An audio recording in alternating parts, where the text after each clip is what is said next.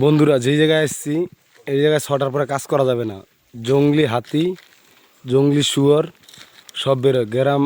আমরা আসার পরে গ্রামের লোক বলে দিল যে 6টার পরে এই জায়গায় পাইপ তুলতে পারবে না। পাইপ আমাদের শেডের সবই কাজ আছে, কিন্তু পাইপ তুলতে হবে। পাইপটা তুলে নেওয়ার জন্য এসেছি, কিন্তু 6টার পরে এই জায়গায় কোনো রকম কাজ করা যাবে না, মানে অন্ধকার হওয়ার আগে এই জায়গার থেকে চলে যেতে হবে।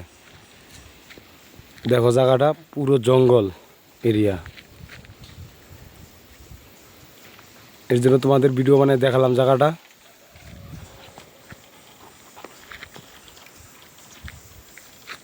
বিরাট ডেঞ্জার জঙ্গল। দেখো পুরো ওই জায়গায় জঙ্গল, আর কিছু নেই।